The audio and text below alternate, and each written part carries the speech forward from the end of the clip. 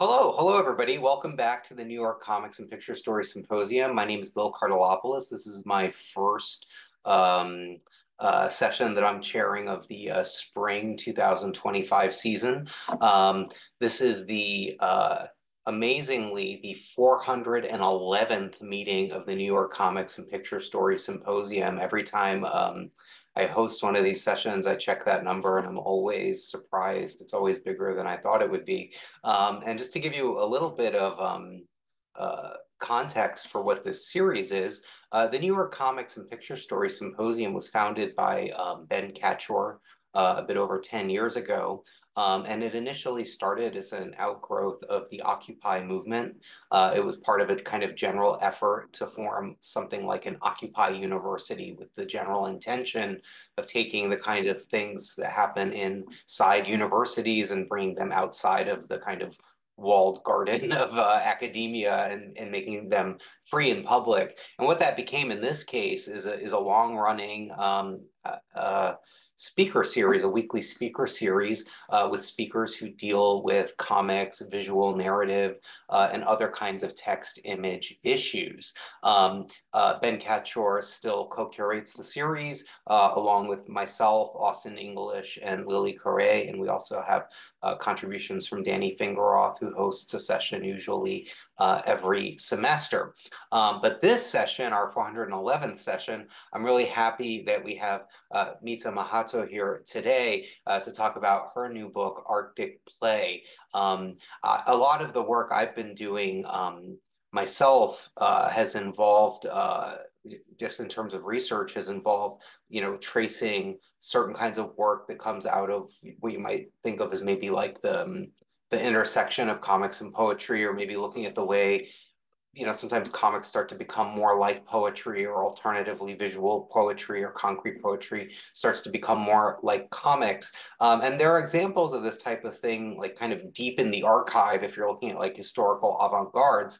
But what I think is also really interesting is that as historical as that kind of work sometimes is, it also resonates really strongly with what I think a lot, or not, I shouldn't say a lot, but at least to some number of contemporary artists are doing today. So it almost seems like this kind of like avant-garde movement that just took like a really, really, really long nap or something and just kind of spontaneously kind of reformulated or something. But anyway, and Mita is one of those artists, and I've been really reading her work with interest for years now. And I'm really pleased that she has this beautiful new, or at least recent book from Third Thing Press, Arctic Play. And I'm happy that she's going to be talking about it with us today. So what I will do is, first of all, I will read a bio to introduce Mita. But before I do that, I will let you know that after Mita's presentation, we will have time for questions if people have questions. And I encourage you to think of questions while she's talking. And if anything occurs to you, feel free to post in the chat. Either you can post your question or just say, I have a question. And after the presentation, I'll be happy to take those questions, either calling on people if they want to read their question, or I can read questions out of the chat too. I think as you'll see, this is a project that is very intended, I think, maybe, or at least is thought of maybe by Mita as having the potential to be very generative. So I would definitely, in that spirit, encourage you to think of maybe questions you want to ask. Okay, so that's enough from me. Let me first now introduce Mita. Mita Mahato is a comics artist and poet who assembles her panels and pages with cut and collaged papers in poetic experiments that dramatize entangled processes of death and renewal, specifically within the context of ecosystemic loss under capitalism. Her new book, Arctic Play, is published by The Third Thing, and her poetry comics have appeared in places including PRISM, Ecotone, Iterant, Shenandoah, ANMLY, and Drunken Boat, as well as in the collection In Betw, published by Pleiades. Please join me in welcoming Mita Mahato to the New York Comics and Picture Story Symposium. Take it away. Thank you so much, Bill. And I'm grateful also to the other curators, Ben, Austin, Lily, and Danny. I'm really honored to be invited to present at the symposium. I'm going to go ahead and share my slides. And hi to everybody. It's so glad you're here. Um, okay. Okay. All right. The main focus of this talk, as Bill mentioned, will be Arctic Play, my new book, which came out in October from the Third Thing Press. And I've titled the talk Comics as Assemblage. And though I will be using this work as the primary example, I'm hoping the wider applications of what I'm sharing will come through in the process. So in the first section of the talk, I'm going to provide a really extensive lowdown on the background of this book, its origins, and the ideas that laid the foundation for it. As the title Arctic Play gives away, the book has its origins in this giant northern region we know as the Arctic, but is based on a very particular experience in a very small part of this vast space. In 2017, I had the opportunity to go on an artist residency in the Norwegian Arctic of Svalbard. At the time, it seemed like a total dream. For a few years at that point, I was focusing my comics almost exclusively on environmental issues, particularly of marine environments. And I was making cut paper comics like, oops, there we go, like this one. This is a spread from a comic called Sea. And in this comic, I was curious about what it could look like to try to represent an underwater environment in which readers couldn't rely on their usual means of navigation to read the page. So letting the sea lead the reading rather than Western conventions of how we think we should read a comics page. The images are composed of cut and layered handmade papers. As Bill mentioned in my bio, I use collage and found materials to build most of the images in my comics. And I think that that collage sensibility has meant that my approach to comics often begins by thinking about layers. So when I think about page layout, I'm thinking about how cut images can be assembled on a page, as well as thinking about the background paper as part of that assembly, as part of what's being layered. Additionally, I think that when you're working with found papers, especially something like newspaper, which is one of my favorite materials to work with, you're taking up other stories and other perspectives that are linked to those materials, whether they show up in an explicit way in the work or not. There's this sensibility of multiplicity that becomes central to the process of making the image. The source papers I use to make these handmade papers in C are newsprint. So these fairly uniform gray tones, which I got from making paper pulp with newspaper pages that had more or less black ink on them. So the darker gray was really saturated with black ink, probably an advertisement. Um, and and yeah, so even though these gray tones don't give the explicit sense of collage. The process did involve taking found papers and tearing them into tiny shreds. So you can kind of see it maybe as an extreme form of collage, an extreme form of layering and assemblage. I think that this act of layering gives me a way to think about different planes of experience that may or may not overlap with each other, maybe conceal each other. And oftentimes working with layers means that I'm drawing the eye not immediately to the upper left-hand corner of the page, where a story usually starts in Western traditions of reading, that there may be multiple starting points as well, multiple directions in which the eye is drawn to navigate the page. So for instance, in this spread, there's a school of fish that starts at the bottom of the page and your eyes are led up and around and across. But then there's also these whales that maybe your eyes go to, and perhaps we see them as looking at the school of fish um, that are there. Of course, what I'm describing happens in drawn comics too. but collage became what instructed me in these acts of composing layouts by laying pieces of paper on top of each other. And I wanted to show you these pages from C because this comic became the basis for my application to the artist residency in the Arctic. And I went into the residency in part thinking that being at sea myself, the residency largely took place on a ship, that it would give me the opportunity to expand this project. That did not happen. When I arrived in Svalbard, contrary to what I had assumed, and I think a lot of people assume when you think about traveling to a place like the far north, I think in large part because our imaginations have been filled with certain images, um, the place didn't greet me with creative inspiration. In fact, I felt pretty creatively blocked, and I think that was owing to a few different factors. One side of it was this kind of achy feeling that it was wrong to be there, and especially in this context of the residency. The images that I'm sharing with you as I talk through this are little excerpts from a Riso printed photozine I made alongside Arctic Play while I was the beginning years of making the book, called I Saved the Arctic. It's a little satirical series, and I don't like to share a lot of the photos from the trip itself, but I like what Riso lends to the photographs, so I'm just sharing a few of those.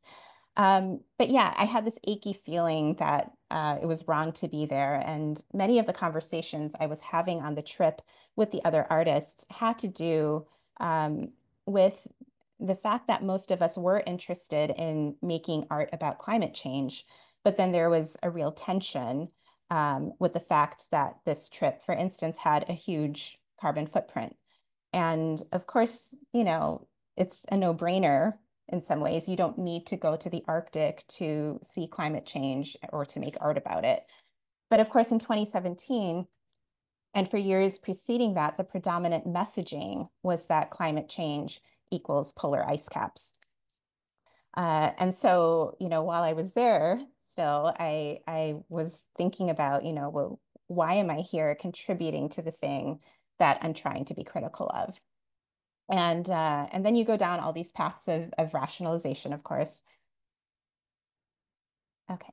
The residency was also organized in large part like we were on a cruise, like we were tourists making stops, making landings, which would often last at most a few hours before we came back on the ship to a prepared warm meal. It was, a very protected and privileged experience. And I've since talked to polar scientists about how tourist vessels in these areas have these arrangements in which you're traveling in ways so as not to see other vessels, to give you the impression that you're in this remote place, which you then take photos of that perpetuate a particular impression that this is the reality. And so it was hard to make sense of whether we were tourists or artists, and then to consider what it might mean to think of artists as performing a kind of tourism. And this is not to disparage anyone that was on the residency with me. I think so much of the work that came out of the residency was stronger because we were asking these questions about these systems of tourism and consumerism and extraction, and how they can be so entrenched in one's ways of being that are still there even as we express criticism of them, even as we work actively against them. But while I was there, the practice of art felt a little wrong for me. I felt a little wrong to be there, and making art felt a little stupid and a little small. Another side of why I was creatively blocked had to do with this idea of art feeling small. The place was not like places that my body had experienced before. So much so that I was very aware that my senses were in a context in which their habits and patterns were thrown off kilter. The place was so vast, so expansive that sometimes you couldn't really get a sense of proximity or distance. It kind of felt like your eyes were playing tricks on you. And coupled with that, the light was really strange. Of course, there were the northern lights, but also the decreasing daylight, it was October at the time, would cast this glow on everything. And I would kind of be like, wait, what am I seeing? Um, the way sound traveled was also really strange. It was hard to know sometimes where a sound was coming from, or again, how far or close something was. And I mentioned it was October, so it was also very cold.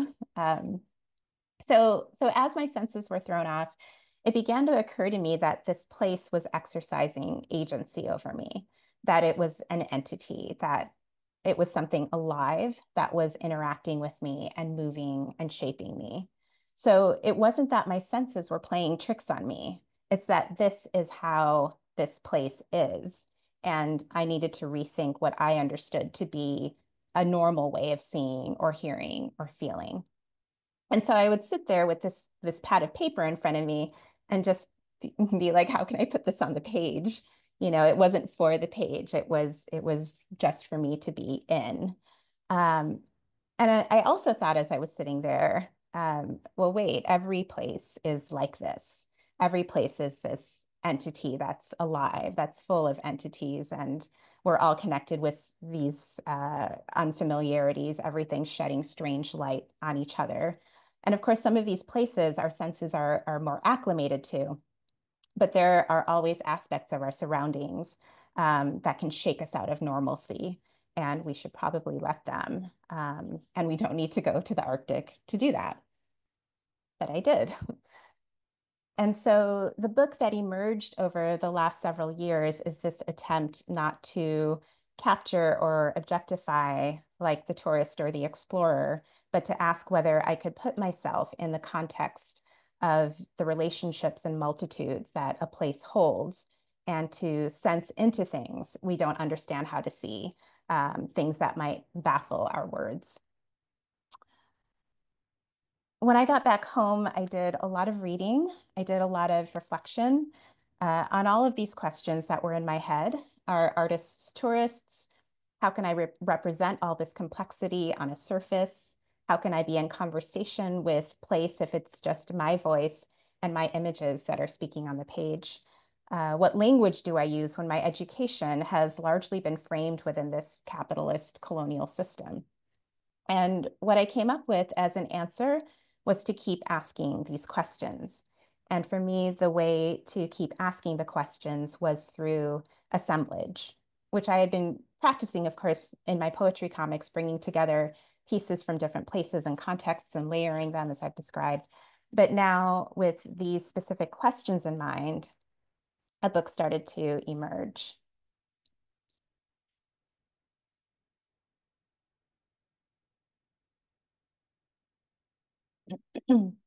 So I had read this interview with poet Jory Graham pretty soon after I came back from the residency. And it really resonated with me. Things can be adjacent, and their adjacency produces a glow of meaning. And it's one of the first things I wrote down when I was thinking about how to map this book. This photo is a page from my journal. And it's funny to look at this journal entry and these very, I wonder what this will look like kind of thumbnails, and how these random little stacked squares that are off to the side here um, speak to the book better than any of the other images on this page. And you might see what I mean when I start showing pages from the actual book. But in this moment from the interview that I've quoted here, she's actually talking about film. And she's thinking about how film is made up of these different shots that together glow into meaning in the viewer's mind. And she's comparing that to how poetry works, putting words and lines side by side in a way that glows them into meaning. But of course, I read this quote, and maybe a lot of you read this quote, and you think, oh, that sounds like comics, the juxtaposition that we're always talking about with the comics medium. And I love bringing poetic strategies into comics and vice versa, because the two forms do work in such similar ways through adjacency and assemblage. And I oftentimes think about this example from T.S. Eliot's love song of J. Alfred Prufrock. Let us go then, you and I, when the evening is spread out against the sky. like a patient etherized upon a table. And there's this shock we get in thinking about an evening sky being like a patient in surgery. But I think, when we sit with it, we begin to see that adjacency glow, and we get in our minds the image of a sickly sky, a sickly environment. And, it would be different to say something like the sky was yellow with pollution, or whatever Eliot may have been seeing in the modern industrial landscape that he was part of, to just give that image in a straightforward way. Instead, the shock or discomfort or surprise of what's assembled makes our brains wake up. Maybe you embody the circumstance a little, maybe you stretch into it, maybe it moves your senses. And it's not that the adjacency is unnatural or even actually disjunctive. It's that we're opening our eyes to perceive differently or to perceive in a way we hadn't thought to before because of the way the words are assembled. And so poetry and comics or whatever form of art can perform that function of fucking with your senses. And it makes you think that so much of language and communication depends on a certain amount of convention and uniformity for it to work, for us not to be shocked, for us to understand each other. But then there's a point when it stops matching how life is and how it operates. Okay, so putting these modes together, poetry and comics, is a way for me to really play with possibility and to open the brain to thinking in unexpected ways, especially when it comes to how we understand the environment and climate crisis and all its impacts and injustices. How do we acknowledge these terrible systems that are so entrenched, but also how do we think through and beyond them to what have always been adjacent to and entangled with these systems, other ways of perceiving and being. So we don't have to seek a solution in what is so terribly corrupt and becoming more so every day. We don't have to put hope there or expect answers from that. Um, so I'm going to take you through how the pages, the look of the book started to emerge for me, the thinking behind it. And to do that, I'll take you quickly through three early moments in my creative process and then get more into the book itself. Okay. These are some images of handmade paper embedded with plastic bags from grocery shopping. And I started making these sheets soon after coming back from the residency. It's something that I had been doing for a couple of other projects, as you saw with C, which was made with handmade papers. But this was the first time that I started embedding plastics into the pulp. During the residency, we had gone on a few plastic cleanup excursions. The tide was bringing in all of this plastic trash. And that was one of the ways, that we could see that the pristine remoteness of the place was more a construction than a reality. And so when I started making these pages, I wasn't sure what else would go on them at the time, but I did want to think about what the plastics I saw there in the Arctic had to do with my own consumption habits. So then in addition to making these handmade papers, and I'll come back to these, like I said, in a little bit, um, I also started making these long lists of the animals and objects that I encountered when I was in the Arctic. This one on the ground, in part inspired by Ian Bogost's book, Alien Phenomenology. So I'll just read this quote. Lists are perfect tools to free us from the prison of representation, precisely because they are so inexpressive. Ontographical cataloging hones a virtue, the abandonment of anthropocentric narrative coherence in favor of worldly detail. Um, okay, so ontography, in case you're wondering, simply put, refers to descriptions that map the relationships between objects in an environment. Um, so what this thinking presented to me was an interesting take on the potential of list making, that maybe the assembly of a bland and exhaustive list without any narrative attached to it could be a way to create a kind of pool of words rather than to suggest a linear, coherent human gaze. I'll come back to list making when I share what these ended up turning into, but I did feel like I had to do a little more than just write lists because listing details can also echo a kind of Western ethnographic scientific objectivity, which has always been associated with kind of like a unilateral perspective and mastery. Okay, so the third kind of opening image that was in my head. Um, this is a photo of a polar bear that we saw on the residency, and we had seen it from very, very far away, maybe only 30 minutes one day. And yet it had exploded in my mind and imagination as something pivotal, some pivotal experience that I had. And given all the other experiences I had on this trip, um, it was interesting that this tiny dot of a polar bear held such importance. And I became fascinated with my own emotional narrative building around this small sighting, and also a little bit ashamed of it too. And so I really wanted to think about the image of the polar bear and its association with the imagined Arctic, and also what happens when we mistake image for proximity. Given this place, given the place that this bear held in my mind, I wanted to think about if there was kinship I could identify between it and me and what that could possibly look like. Okay, so these three threads, the juxtaposed plastic and paper, the lists, and the polar bear dilemma became the basis for the three parts that make up Arctic Play, and that would provide ways to ask what became a central question in my head. How can I tell a story about place, any story, any place, without relying on or repeating discourses that are in the service of harming that place? And of course, it's fairly impossible to avoid this discourse, acknowledging again that I'm enmeshed in a capitalist system and my knowledge has been largely shaped by that system. But if I think more in terms of assemblage, more in terms of collage, then I begin to see less in terms of linearity, less in terms of a solution, and more in terms of layered situations and the questions and complexities that they give rise to. That is to say that I wanted to situate these more harmful discourses within much larger entangled systems of life. Um, and all these three threads provided avenues for me to do that.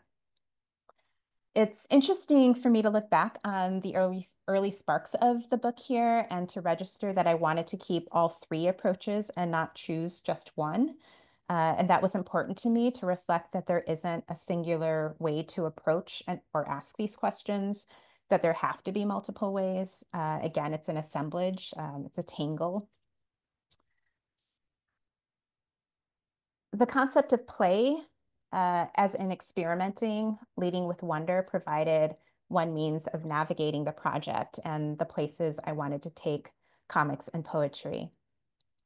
Um, as a collage artist, play is how I approach most of my work. To capture that, I'm sharing just some photos from a few recent workshops where I encourage serious play. Collage requires us to wonder, to puzzle, move things about, to be open to surprise, to work outside of formulation. And because of that, play is something that is subversive. And I came up with the title Arctic Play fairly early on because of that, because of kind of this mode of working. But then I also thought, given that I already work with hybrid forms, is this book a play? That is it in part a drama? What would it look like to make theater another adjacency that I could add to comics and poetry? And I loved what thinking about theater convention opened up for me. I read Mushroom at the End of the World by Anna Singh at this time as well. And she asks this question: can I show landscape as a protagonist of an adventure in which humans are only one kind of participant?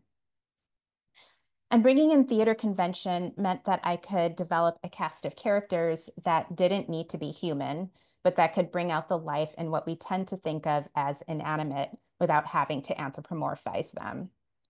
And by creating this cast of characters, giving things like glaciers and icebergs roles, having them played by the materials I'm using. Setting could be understood by the reader as a character rather than a backdrop or a prop.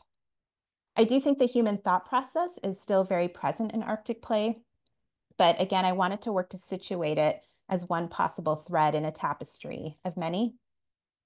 And so this other quote from Singh also resonated with me.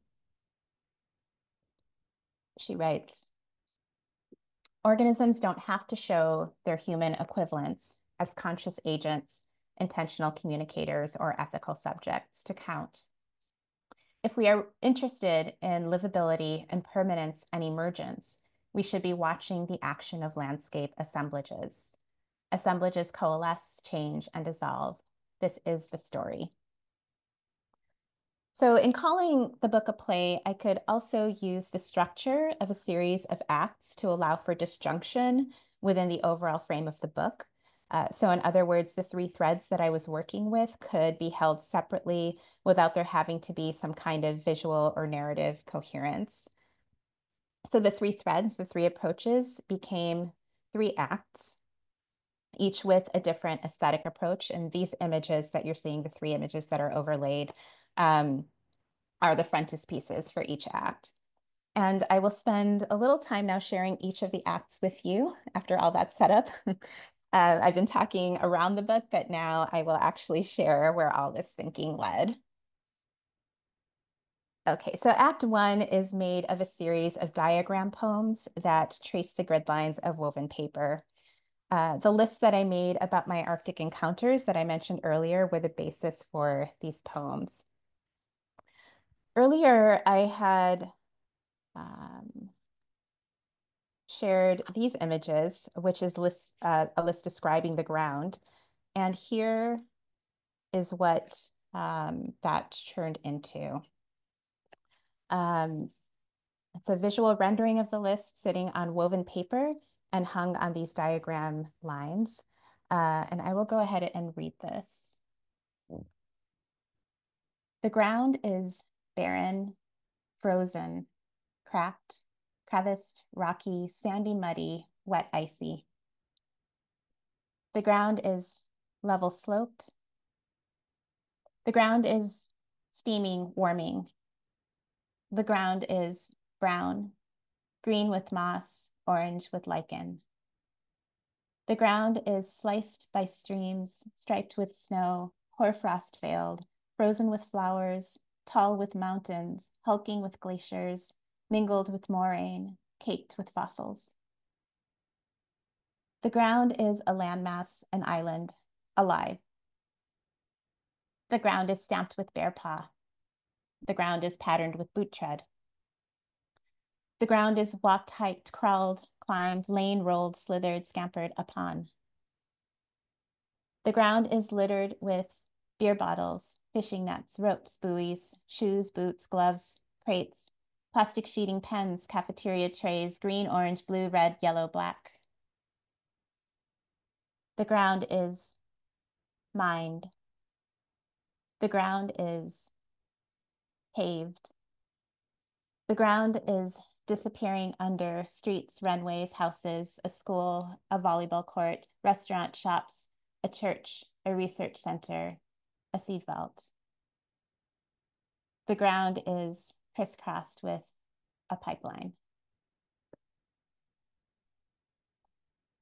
My vision is so bad that I read volleyball or basketball is volleyball there. um, I was stuck for quite a long time on what the visuals for this act would look like. Again, I wanted to complicate the idea that a list alone would be enough to de-objectify what I was describing. And another challenge for me was that I didn't want to represent the ground or any of the other subjects of the lists that I made in a realistic way. I wanted to create something in which the image that readers would get in their minds wouldn't be of an isolated subject, in this case, the ground, but would be more an experience of the system of relations that that subject is part of. So to figure out the visuals, I went back to the comics medium and thought about the organization of comics as a grid.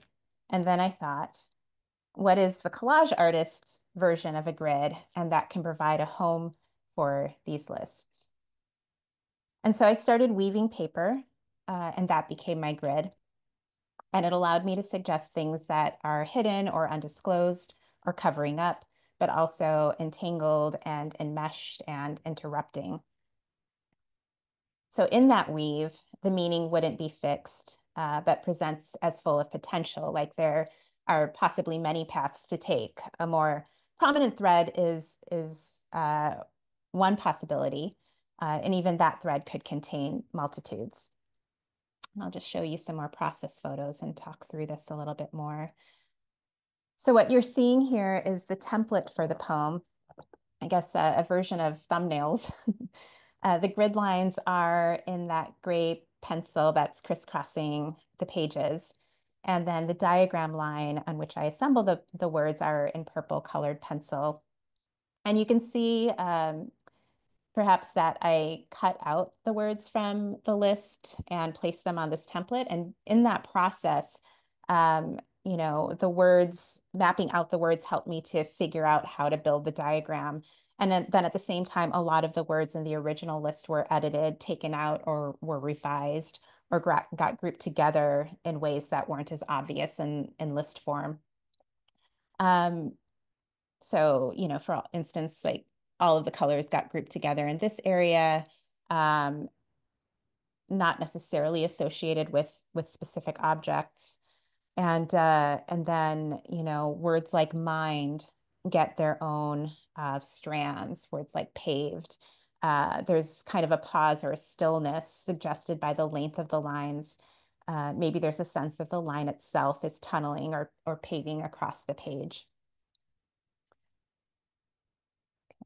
This other template on the right with the pink drawn on tracing paper helped me to create the woven element. It has the same patterning as the grid on the left. The pencil marks that you're seeing, the gray pencil lines, indicate where I need to make cuts in the paper, and the pink shapes are where the woven strips will appear through the cuts. I think that this image might help show that a little bit more clearly. So I would put this template on top of a sheet of paper and then cut where the lines indicated. And then these half-inch strips got woven into that sheet of paper with the cuts in it to echo the template. You might see areas, especially down here at the bottom, where the grid doesn't quite match the template. And in many cases, that was due to an instability in the weave once I actually made it. And so I would have to move the strips around a little bit to make the knit a little tighter. And usually when that happened, though, I would think, oh, this actually works better visually too. I kind of like the irregularity and the bigger shapes that start to emerge on the second page here. Okay, and then I went in and added the tissue, and the lines here are strips of 1/4-inch tissue, the purple lines, and then also the yellow shapes are made from tissue as well.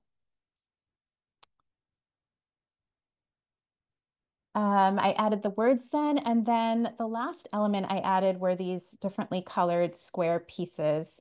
I wanted there to be some light visual disruptions on the page, and they are cut from this newspaper ad for this particular spread.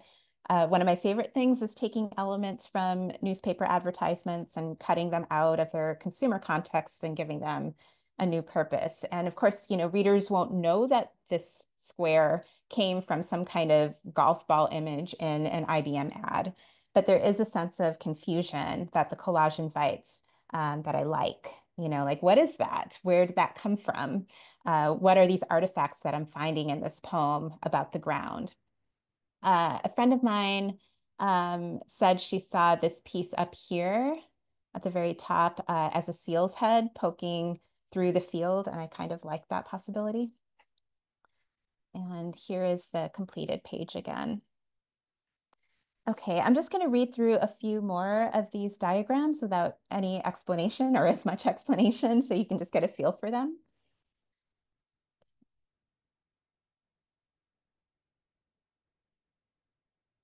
Glaucous gulls move along the horizon, move faster than the drifting ice.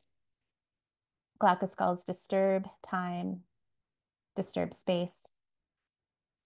Glaucous gulls soar, glide, float, stand, fly, hover, gather in the air, gather on the water, on the ice, on the shore. Glaucous gulls are gray, white, yellow, still silent, are gray, white, yellow, still silent, are glaucous gulls. Glaucous gulls scream, scream, scream.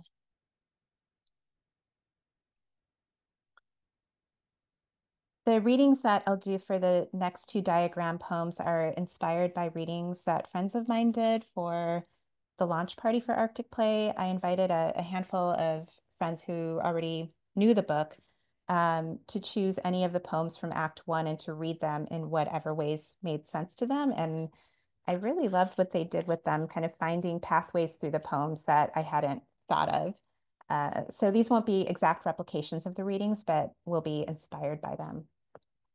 So this is The Sun Is After Jane. The sun is bright, the sun is warm, the sun is orange, the sun is pink, the sun is golden, the sun is staining the sea golden. The sun is melting ice, the sun is sweating ice to shine like diamonds. The sun is overhead, rising, setting on the horizon, sitting on the horizon. The sun is hiding behind mountains, hiding behind clouds. The sun is circular, spherical, glowing, glowering, lowering, low, lower, nowhere. The sun is bright, warm, golden, melting ice, sweating ice to shine like diamonds, mountains, clouds. The sun is orange, pink, on the horizon, hiding behind. The sun is overhead, rising, setting, sitting, circular, spherical, glowing, glowering, lowering, low, lower, nowhere.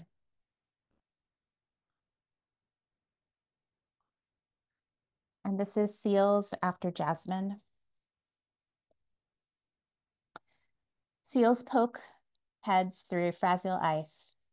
Seals linger shipside. Seals seem like stones, black, gray, white, spotted, quiet, like stones, wet, slick stones. Seals attentive, curious. Seals, long eyelashes, long whiskers. Seals poke heads through fragile ice. Seals linger shipside. Seals seem like stones, black, gray, white, spotted, quiet, like stones, wet, slick stones, like stones, attentive, curious, like stones, shipside. Seals seem like stones, attentive, curious.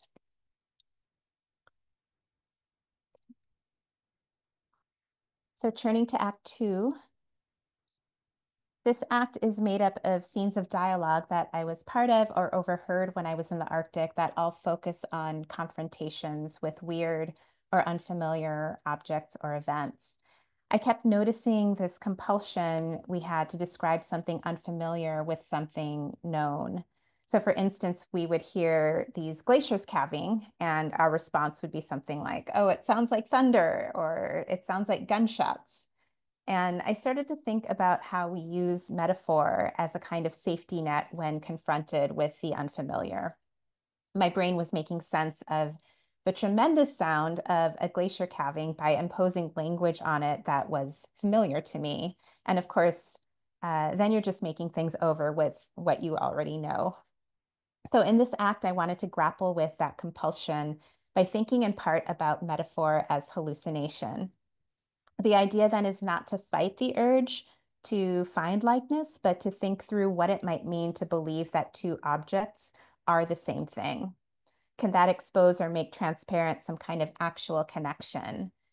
I think that oftentimes when we use metaphor, there may be a likeness there, but the objects are still held separately in our minds.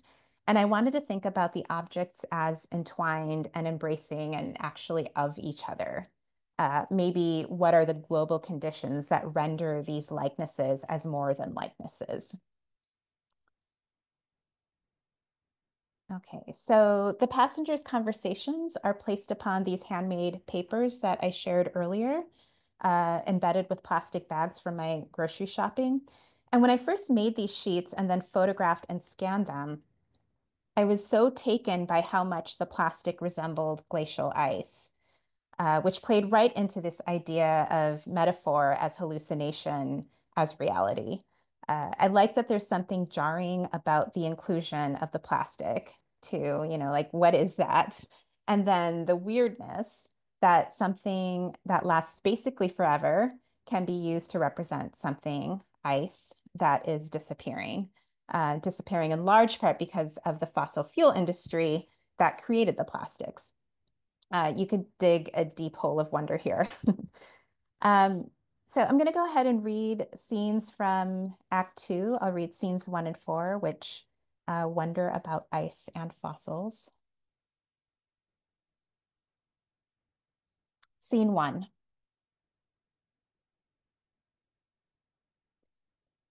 Today we walk along a shoreline, collecting plastics thrown up by the waves. We drag along an 80-gallon bag in which we gather the sea's trash.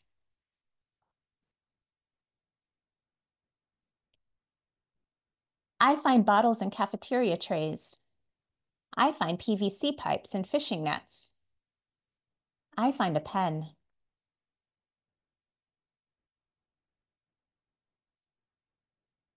I find strips of plastic sheeting. That isn't plastic. It's kelp. It's kelp? It's kelp that looks like plastic. Oh.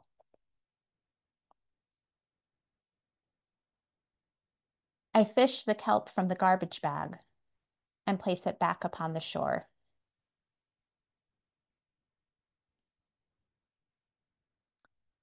And this is scene 4.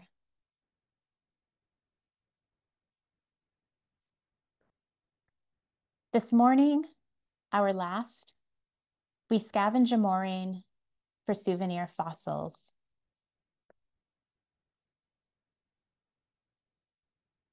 I find one, maybe a fern. I find 5. Can I have one of yours? Okay. We take these ghosts, millions of years old, home with us. I'll talk through this last scene just a little bit. The plastics here again have this appearance of something ice-like, or at the very least, some kind of texture that's sitting um, within the handmade paper, creating kind of like a different feel to it.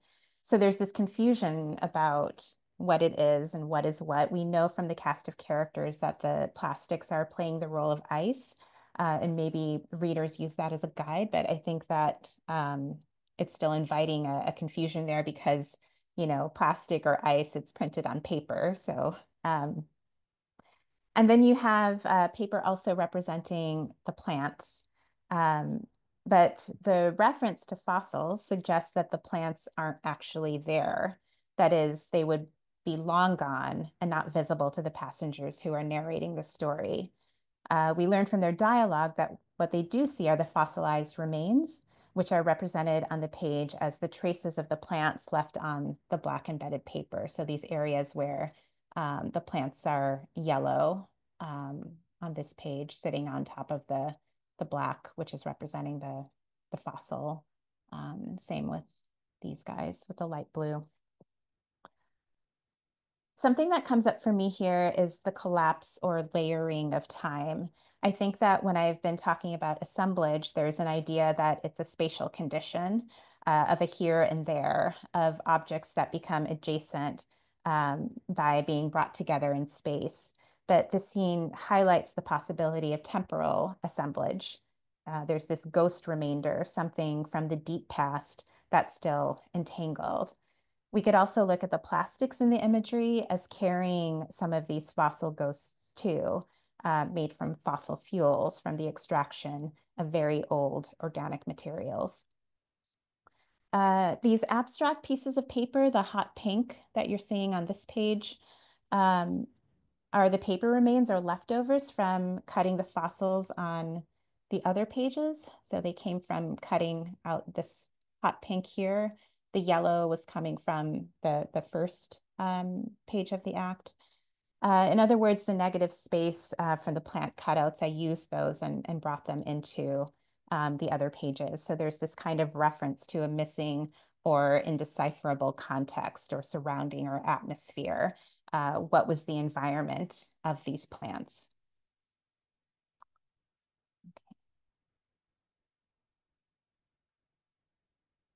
Act 3 of the book is a visual sonnet featuring the polar bear we had seen during the journey as the love object. And I decided to use the sonnet form because the sonnet has traditionally been a place in which a puzzle is placed, an impossible question or quandary, oftentimes circling around desire or longing. Traditional sonnets are made up of 14 lines, usually divided into stanzas that first present the situation, and then there's a shift in which the speaker attempts to respond to the situation, usually in a way that doesn't solve the dilemma, but casts a different light on it. In the Italian or Petrarchan sonnet, which this is mostly modeled after, the shift happens after the eighth line, and the shift is called the volta or turn. So in Act 3 of Arctic Play, I used a visual version of the sonnet form to wrestle with what it means to love and care for another species. The image of the polar bear for many years was leveraged as a symbol of climate change, but it also deflected more widespread acceptance that the impact of climate change isn't just about polar regions, but was and is an active threat that requires care and attention and policy everywhere.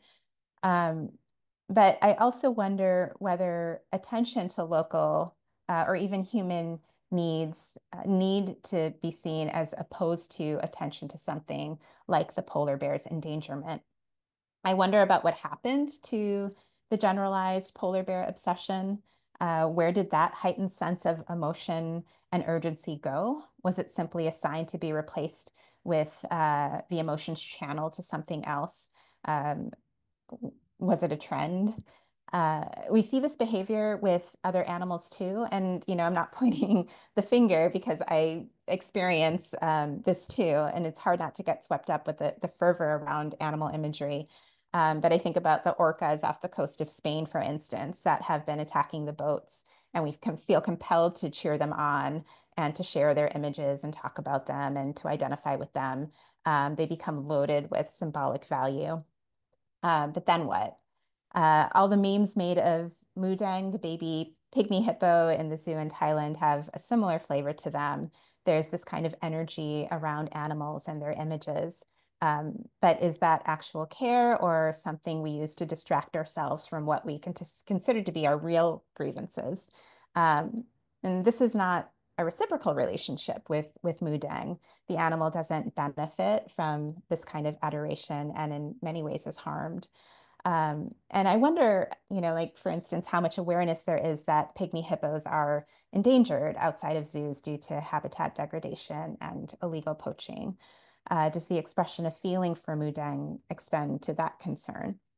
And I'm really curious about what these intense feelings for images of animals are about. If you take the symbol away, the image away, the trend away, is the feeling still there? And what are the grounds for some different kinds of relationships? And, I say this as someone who works in symbols, and so that's part of the question too. What am I doing with these images?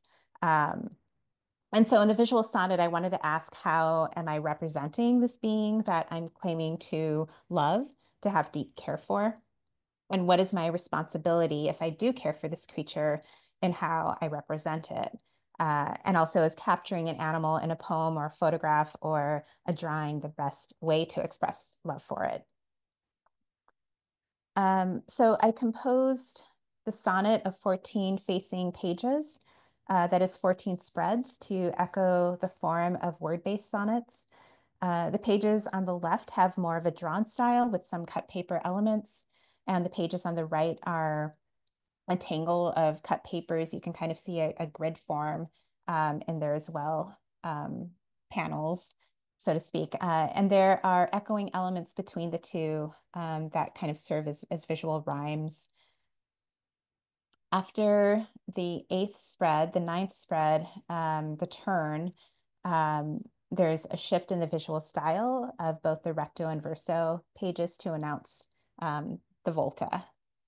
Um, I represent the bear in a few different ways, drawn in a few different styles, as well as cut from paper in a couple different ways. I saw this assembly of different representations as a way to acknowledge that they're all just renderings. The real animal isn't really here at all.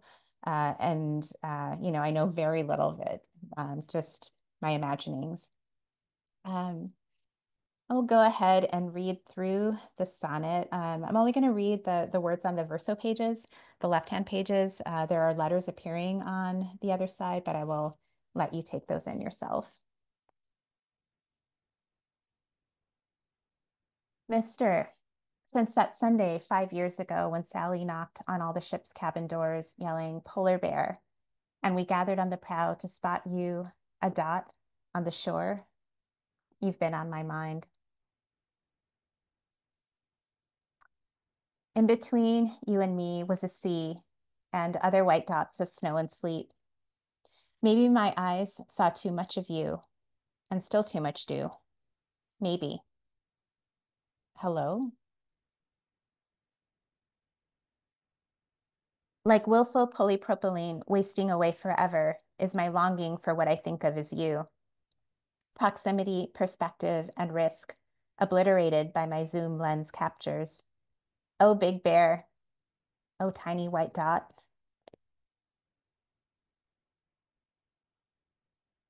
Wonder how I spurn the plastic kin trinkets and plush doll semblances, as if these false love emblems are all that different from my artful renderings.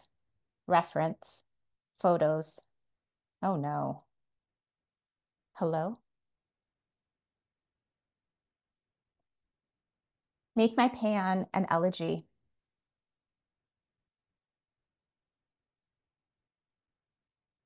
a whimper, imperceptible,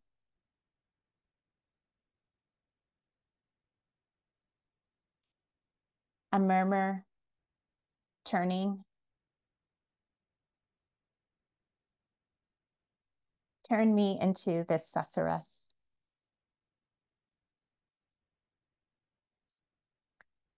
Mister, can I exhume my footfall? Like entangled ghost limbs of coppice trees, weaving and wetting.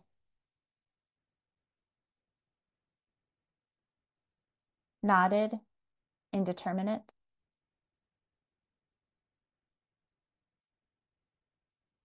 Curcuma, quartz, rust, gather and scatter, orange to blue.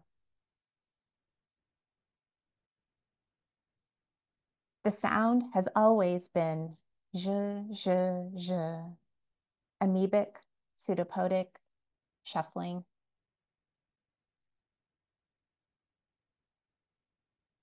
Sky, light as day, light as daylight, as.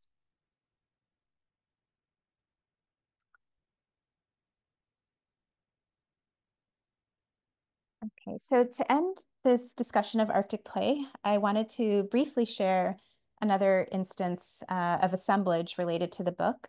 My publisher was generous enough to help me build this resource for readers who want to consider different approaches and angles to Arctic play and its themes, references, and echoes.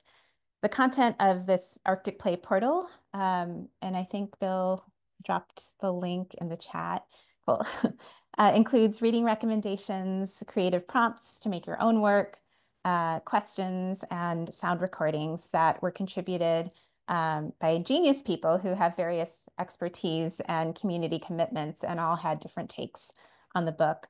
And I see the portal as a way to extend the assemblage from the page to beyond it, or to see that a book is always already part of a much larger assemblage, something that's ongoing and accumulating, even as it kind of fades from us knowing about it in some cases.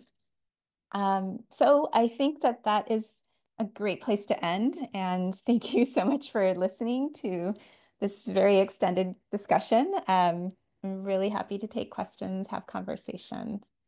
I will stop sharing. Oops, there we go. Thank you so much. That was a wonderful presentation. I truly appreciate that. That was a really, I mean, felt almost like peeling back some of the layers of onion skin on the process behind making this book. I first of all, I'm hopeful that some of the folks here in the audience will have questions. There were a lot of wonderful comments people were posting while you were talking. But if anyone wants to ask a question, please feel free to indicate that in the chat or write your question in the chat and I can read it. I'd actually like to start, there was a lot that you said that I was very interested in, and I'm really grateful for this excellent presentation tonight. One thing I want to start with, which I also thought, I love that Jory Graham quote that you brought up. And I loved too that it had to do with film, because I've also, and it reminded me as well of an idea from film theory called the Kuleshov effect, which is about how, juxtaposing images, we create associations essentially in order to explain, why they belong together, which is similar to what Jory Graham was saying there. But anyway, one thing I wanted to ask you about was another juxtaposition in this book, which is the juxtaposition of two quotations you have at the very beginning, because that also seemed like a very interesting juxtaposition where, and one of the quotes was in your presentation by Donna Haraway saying kin is an assembling kind of word. And I think that word kin was in either Act 2 or I think Act 3, but I'm not 100% sure. Yeah. But so that's about bringing things together, right? These things that are maybe different, diverse, bringing them together as kin, family, or akin in some way, or finding the way these diverse things are alike. Whereas you also have a Robert Haas quote saying a word is an elegy to what it signifies. And that's sort of suggesting that like the word, or, I mean, then that gets to semiotics, the signifier can never like fully, attach to the thing it signifies or fully represent the thing it signifies. So it's a kind of like falling apart, like pointing out the differences between the signifier and the signified, whereas the kin's assembling and bringing together. So that kind of pulling apart and bringing together are juxtaposed there right at the beginning. I was just wondering if you could say something about the choice of those quotes or maybe the ideas behind them that were valuable to you. Yeah, for sure.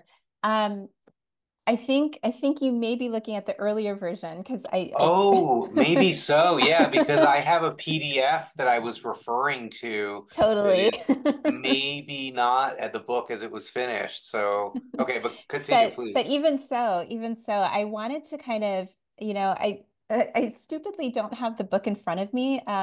If somebody does and wants to read the Jory Graham quote that's now at paired with the Donna Uh, Haraway, I would love that. oh, I see. Well, is it the one that you had earlier?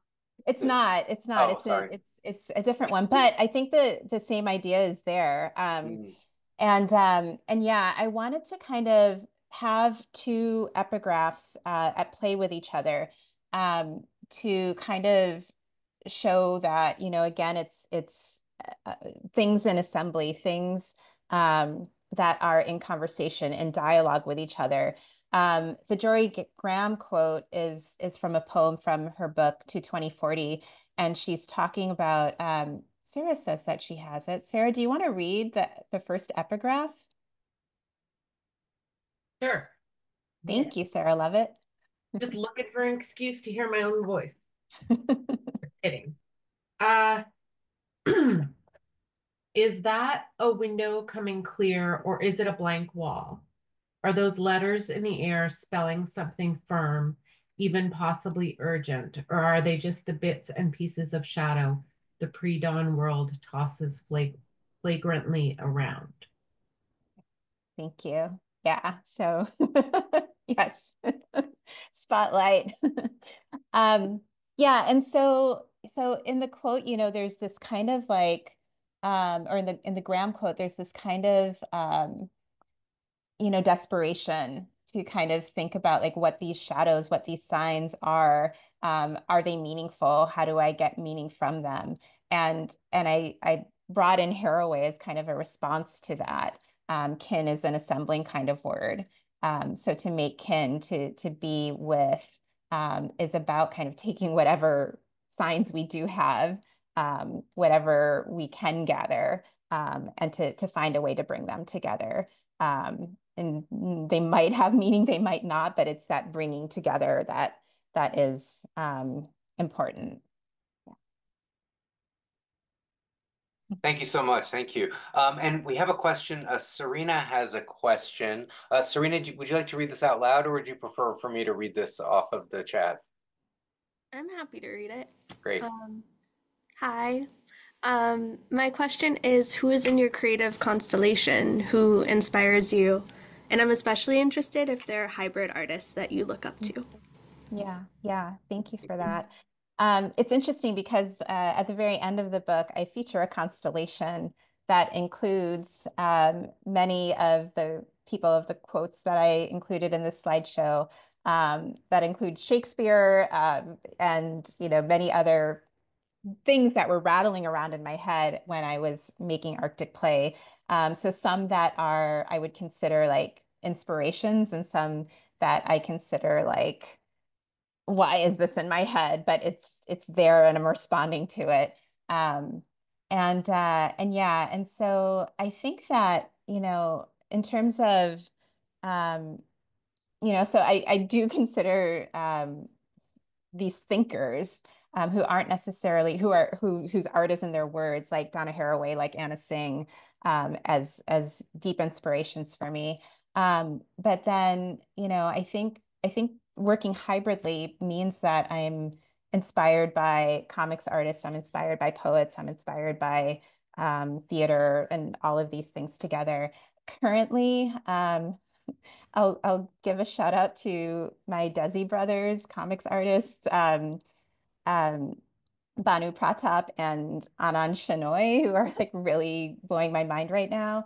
Anand's storytelling is just like so weird. You're just reading these stories and you're thinking, what is happening? But then it also feels really everyday, which I love.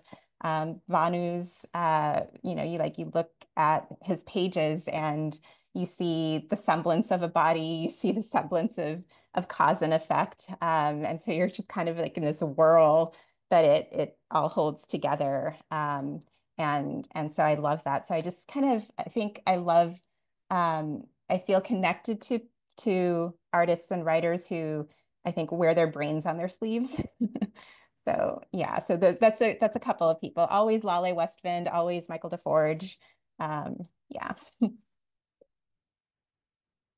And I just wanted to add to that Anand is speaking in the symposium this season. I'm putting a link in the chat. So that'll be February 18th. So it'll be coming up before you know it. So if you want to follow up on these recommendations, you'll have a chance to do that in this season series. Thank you. Does anybody else have a question they'd like to ask, or any other contribution they'd like to make here? Anyone? I'm sure there must be one other question. Oh, Charles has posted something. Charles, would you like to unmute and chime in here? Oh, thank you. Hi, Mita. Thank you for this great work. It's amazing. I was thinking about the afterlives of stuff, or the repurposing of stuff. You've shown us concretely, how plastic bags, how newsprint, how these things can be transformed. And I hadn't really thought about collage as reclamation, repurposing, yeah, but maybe not as reclamation or salvage in a way that seems, as I said in the chat, something about environmental ethics came to my mind. Like there was something in the very choice not only of Assemblage's method, but just having repurposed stuff. I guess people might call it cultural flotsam, but using it that way, and what that could be saying in work that's attuned to environment and habitat and environmental ruination and attuned to the accumulation of stuff. I don't know if I have a coherent question there, but I just was really somehow hearing about your process made me think more and more about, you know, the where those pages come from, and what it means to repurpose plastic and embed it in handmade paper, in a work that is lamenting in some ways the effects of the age of plastic. Yeah. Yeah, thank you for that. I I I think a lot about consumerism and just kind of the accumulation of stuff that we don't necessarily think about, like where this came from. Um, and you know, whether it's the paper we're using or the things made of plastic. And when I say where they come from, you know, there's the resource side of it, but then there's also the labor practices and all of that as well. Not incoherent. Um, and yeah, so I'm glad that that's coming across.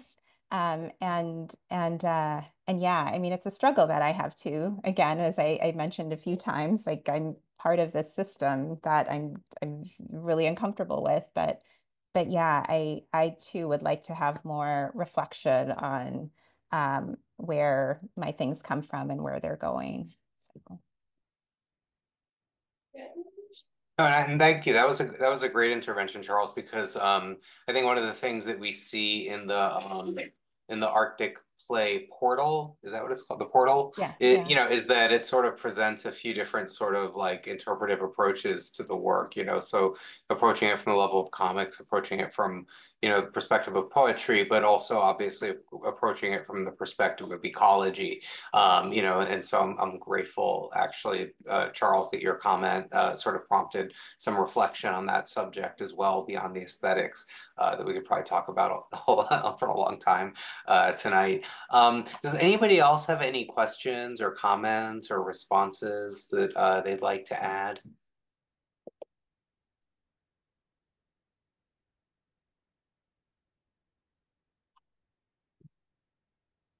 We have a nice comment, a thank you from Natasha in the chat. And I think one thing I'm curious about, I think I could be wrong, but I think at one point you, and maybe that's why I have this older PDF. You had been working with the book and you were kind of trying to figure out who would publish such a thing precisely because it's sort of in between categories. And I was wondering, you know, how, I mean, you found a publisher, Third Thing, you know, and you know, from their description and the name, it seems like they're into things that don't fall into categories. But I was wondering, you know, kind of just maybe from, you know, the perspective of an artist with a project that doesn't fit neatly into a category, how that went for you in terms of finding a publisher for a work like this. Yeah, yeah, absolutely. Yeah, I feel so lucky to have worked with the Third Thing. I think that you know, given how hybrid my work is, that there is a publisher that is so invested in this kind of work. And I was lucky enough that they found me, so I didn't have to go hunting for them. And yeah, I mean, I think that, you know, the other thing that the Third Thing does, and I don't know if Alyssa's still on this call, but she has a beautiful book called Sift that's published with the Third Thing as well.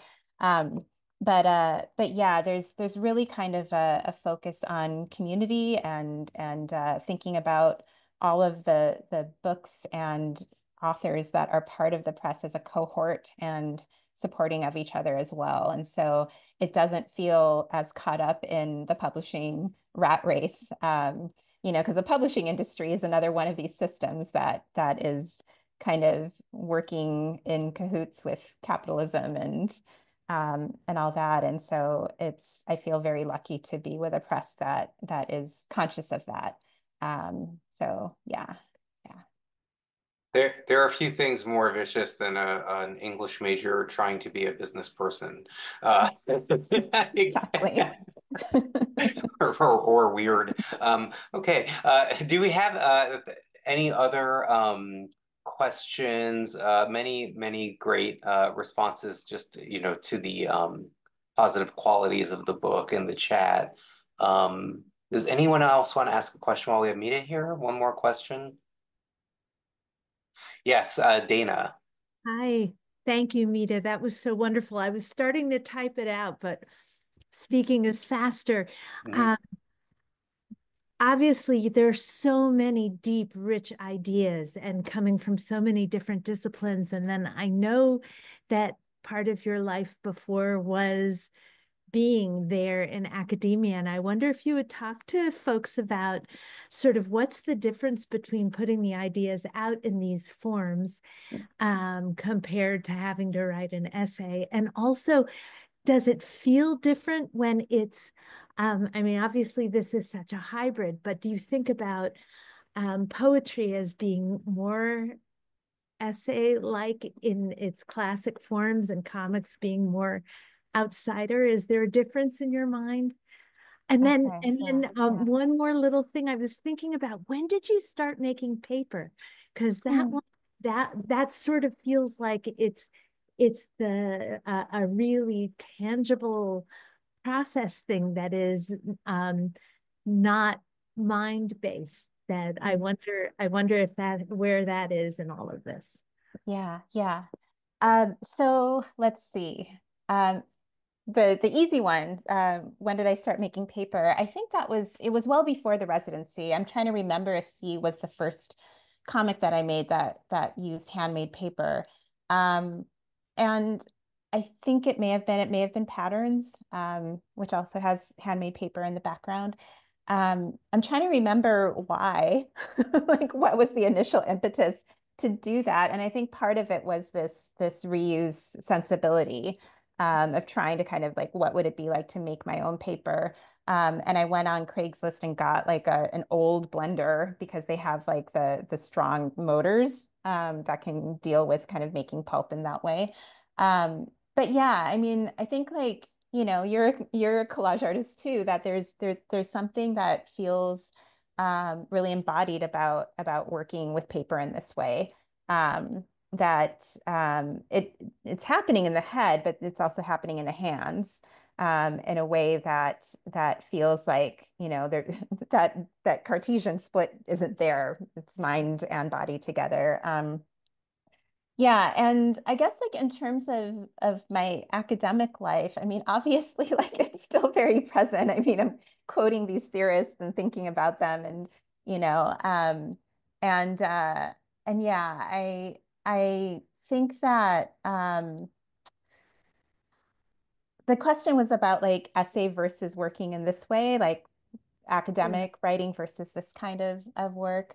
Um, yeah, I mean, it's really hard to compare them, and I'm still, like very taken by scholarship, that good scholarship, and theory that is helpful. And so I get their place in the world. I think that this is something that it definitely feels more comfortable for me, you know. And yeah, in terms of poetry versus comics, I hate to kind of put it in like medium specific terms, because like I think that there's poetry out there that is doing outsider stuff. Like I think of Quentin Baker's Ballast, this like gorgeous erasure poem, book length erasure poem. And we can find stuff that that's more conservative. And so, yeah, I think for me, I'm kind of interested in bouncing them off of each other. And there are educational comics that are completely flat too. Yeah. So, yeah, so I don't think that there's something special about the comics medium. I don't know if that's going to get me in trouble, but but yeah, I think that there are ways to work with all of these forms that are highlighting the impossibilities of language and communication. So, yeah. Thank you. Thank you.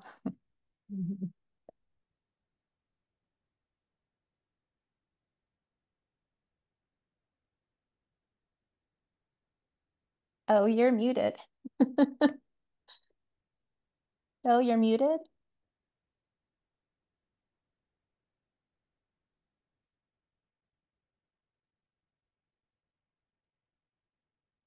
Thank you, Serena. Oh, great. I was muted. Okay. Never mind. Sorry about that.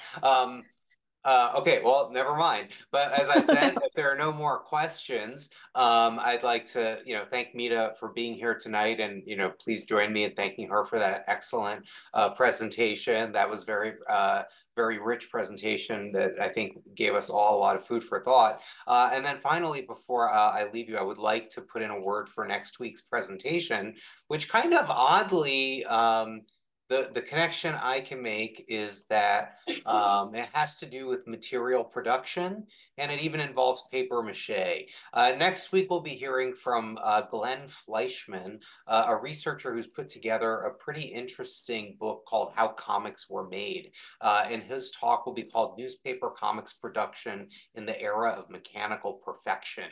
And it's going to be about all of the weird printing techniques that are now kind of arcane knowledge that were used to publish and print syndicated comics all across the country, so that your episode of Peanuts looked exactly like someone else's episode of Peanuts across the country. And it's actually a really interesting history of like weird paper matte 3D stencil thing, or molds rather, that were shipped across the country and so on. So it's actually the kind of hands-on material process behind the publication of some of the world's most popular comic strips of the 20th century.